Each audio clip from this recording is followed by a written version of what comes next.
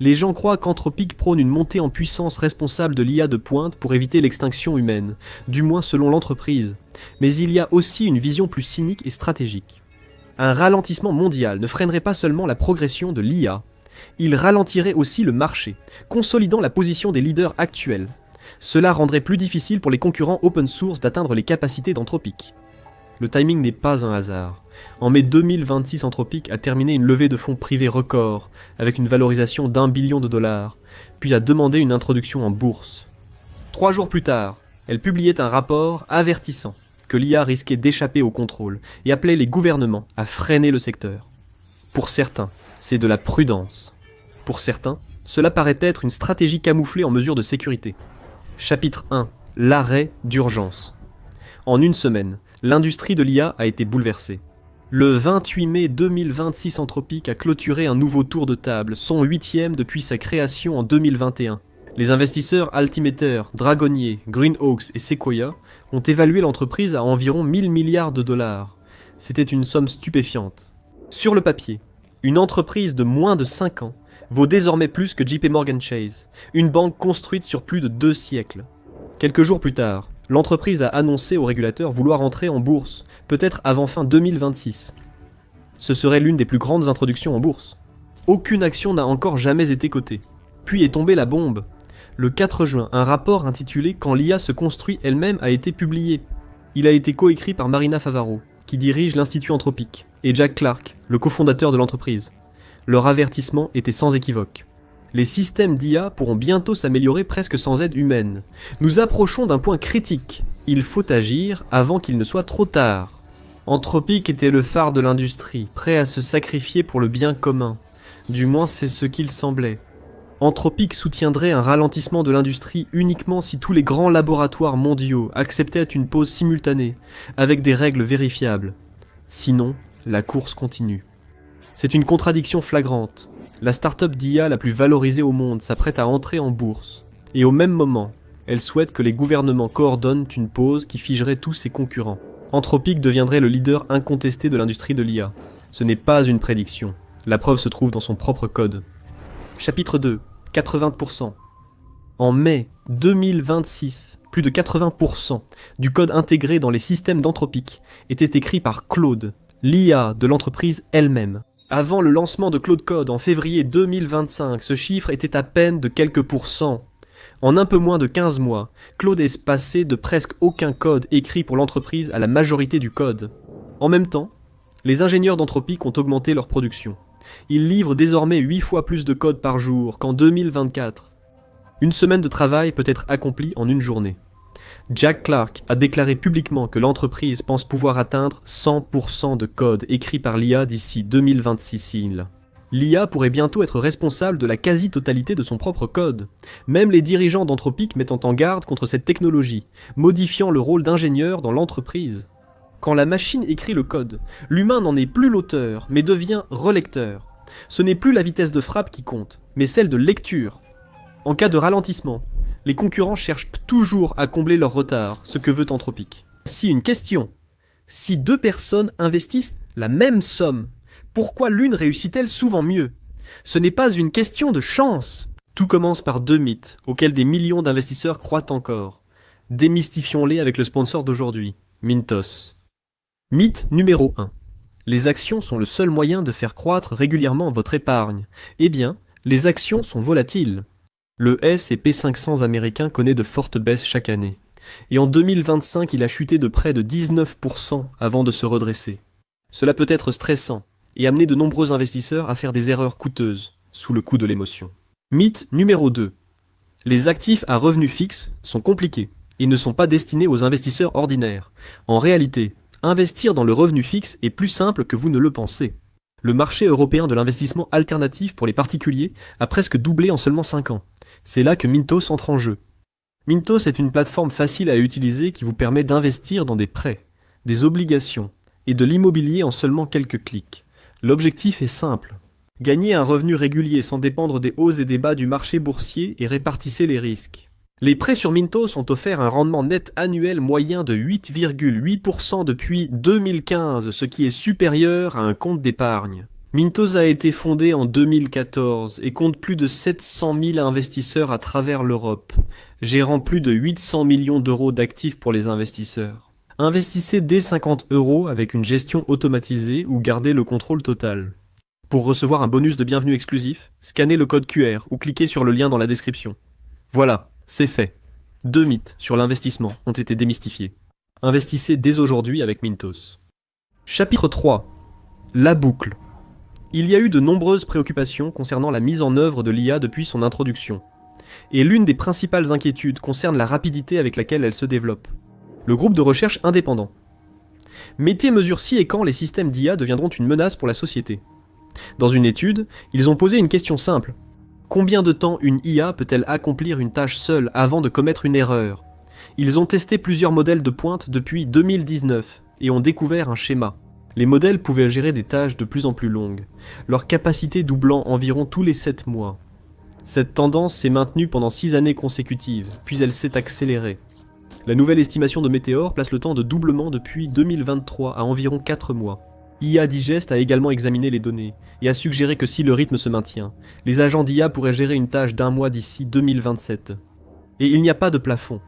Il y a quelques années à peine, ces systèmes pouvaient à peine gérer des tâches de quelques minutes. Maintenant, ils peuvent suivre un fil de travail qui prend une journée aux ingénieurs humains.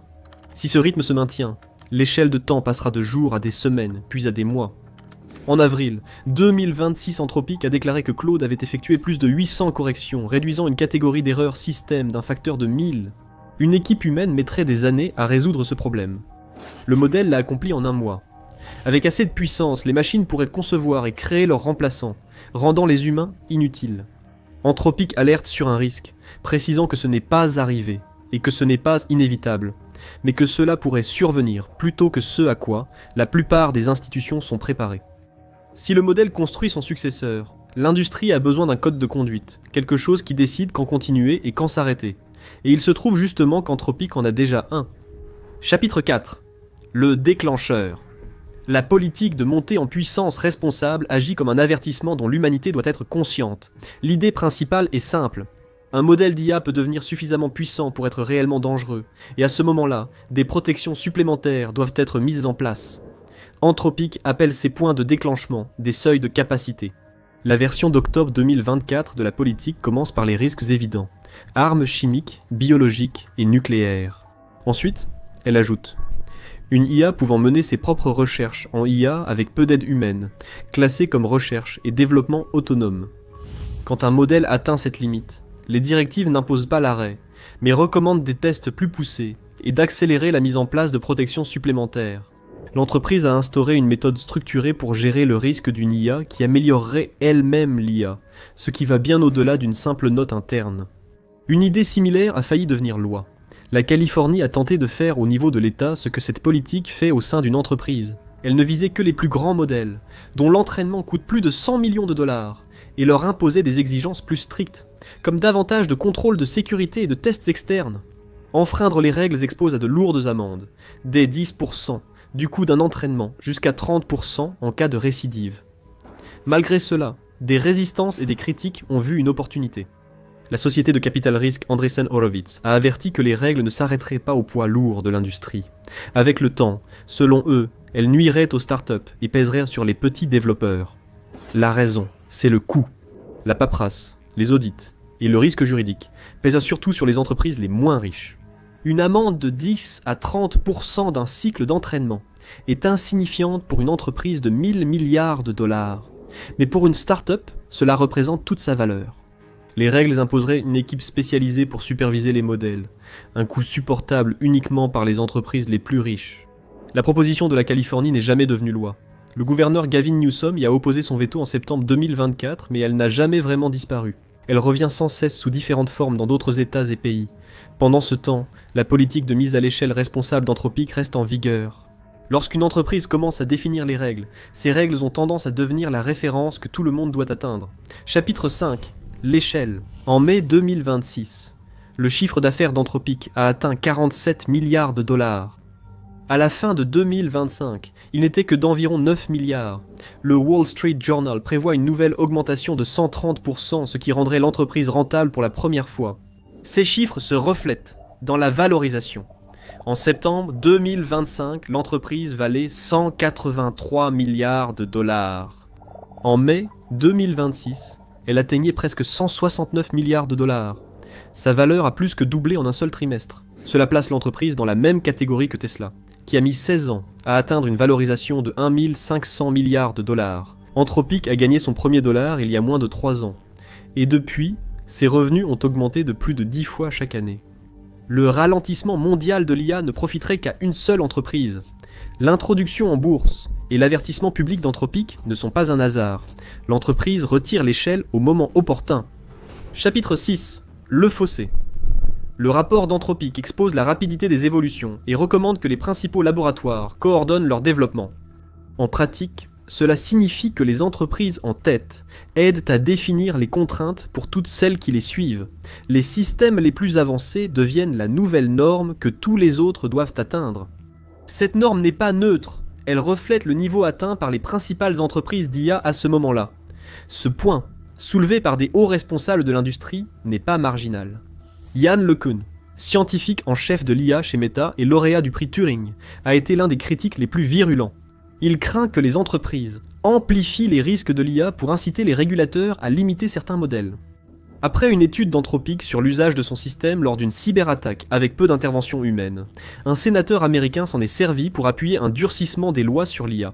LeCun a répondu fermement, disant que les critiques étaient manipulées, et a averti que la peur pourrait façonner la régulation de façon à exclure les petits acteurs.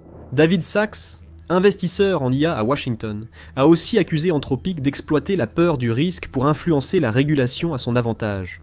Si les règles suivent la vision des grandes entreprises, les autres essaient d'atteindre un standard qu'ils n'ont pas fixé. Un laboratoire de pointe peut soutenir des restrictions qu'ils respectent déjà. Les petits laboratoires et chercheurs indépendants ne le peuvent pas. Mais ce n'est pas si simple. Anthropic lui-même reconnaît qu'une véritable pause mondiale nécessiterait que les États-Unis, la Chine et d'autres grandes puissances de l'IA l'appliquent ensemble. C'est une demande qui pourrait ne jamais être satisfaite. Mais en attendant, rien n'a besoin de s'arrêter. On se retrouve avec des appels à la retenue d'un côté et une accélération continue de l'autre, coexistant sans se résoudre.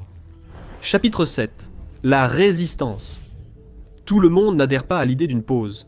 Et les objections les plus bruyantes viennent d'un secteur de l'industrie, l'open source. Depuis des années, Meta diffuse gratuitement ses meilleurs modèles pour que chacun puisse les télécharger et les utiliser. Ces modèles Llama ont été téléchargés des centaines de millions de fois. Certaines entreprises créent désormais leurs produits à partir d'eux. C'est la version que défend le camp de l'open source en IA. Des modèles qui ne sont pas verrouillés derrière un paywall, mais disponibles pour que tout le monde puisse les utiliser et les modifier. Une pause ressemble moins à une mesure de protection qu'à une guerre économique.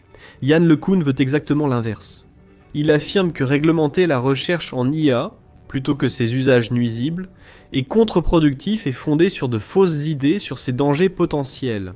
Sa principale inquiétude porte sur l'avenir de l'IA open source. Imposer un seuil de danger, ou restreindre l'accès aux données, complique la publication d'un modèle ouvert. La résistance vise à éviter qu'un fossé ne se creuse entre quelques entreprises capables de suivre le rythme et les autres, au-delà du droit de distribuer des logiciels gratuitement. Une fois qu'une telle règle est mondiale, elle ne disparaît plus. Chapitre 8. L'onde de choc. Jusqu'ici c'était le code d'Anthropic, mais c'est plus large que cela. Cela finit par toucher tout le monde et son salaire. Anthropic a déjà admis que les ingénieurs n'écrivent pas la majorité de leur code. Ils le révisent, et quand cela devient la norme, la main-d'œuvre humaine s'effondre. Les premiers emplois touchés sont en bas de l'échelle. Le travail de codage junior a toujours été basé sur le volume, et ajouter un bloc de code ne coûte presque plus rien. Cela ferme la porte de l'industrie. Toute une génération de codeurs et d'ingénieurs se retrouve exclue. Le Stanford Digital Economy Lab a suivi les données réelles des employeurs jusqu'en 2025 et les preuves sont alarmantes. Pour les codeurs âgés de 22 à 25 ans, les emplois ont chuté de près de 20% depuis le pic de fin 2022. Les travailleurs de plus de 30 ans dans les mêmes postes ont vu leur nombre augmenter. Les postes d'entrée sont supprimés. Cela se produit dans toute l'industrie. Salesforce a gelé l'embauche de juniors pendant 1 an. Google et Meta ont recruté environ 2 fois moins de nouveaux diplômés qu'en 2021. Le nombre total de licenciements dans la tech a dépassé les 140 000, rien que dans les premiers mois de 2026. Ce rythme est environ 40%, supérieur à celui de la même période, en 2025. De plus en plus d'entreprises invoquent l'IA pour expliquer cette situation. Une pause, ou un ralentissement, ne changera pas ce qui a déjà eu lieu. Même si les grandes entreprises d'IA cessèrent de développer de nouveaux modèles demain, les outils existent déjà. Claude continuerait d'écrire du code. Les agents d'IA resteront actifs dans des milliers d'entreprises, ce qui est important car les effets économiques sont déjà présents. La question n'est plus si l'IA va s'imposer dans le monde du travail, car elle y est déjà. Il s'agit désormais de savoir jusqu'où la génération actuelle peut aller avant la suivante. Les modèles d'aujourd'hui ne peuvent pas être remis dans la boîte, ils sont là pour rester. Chapitre 9. Le nouvel ADN. Il est indéniable que les performances de l'IA ont explosé. Les IA gèrent des tâches plus longues et complexes. Parallèlement, Anthropic délègue le codage à Claude, limitant l'humain à la relecture. Même si les plus grands laboratoires acceptaient d'arrêter d'entraîner des modèles plus grands, les systèmes qu'ils possèdent déjà continueraient de fonctionner. Ils continueraient d'écrire du code et d'aider à construire la prochaine génération d'outils. C'est ce qui rend tout ce débat si étrange. L'entreprise qui appelle à la prudence montre aussi à quelle vitesse la technologie progresse. Les mêmes recherches qui tirent la sonnette d'alarme mesurent aussi l'accélération. Peut-être qu'un accord mondial sera trouvé, peut-être pas. Dans tous les cas, l'IA construit déjà la prochaine génération d'IA. Le futur dont les gens débattent n'est pas quelque part devant nous, il est déjà là. Le problème de l'IA devient de plus en plus important chaque jour, et il n'y a pas que le public qui s'inquiète. Les couloirs de la Silicon Valley commencent à ressentir la pression. Découvrez ce qui se passe, et pourquoi les chercheurs en IA démissionnent et paniquent en partant. Ou regardez ceci.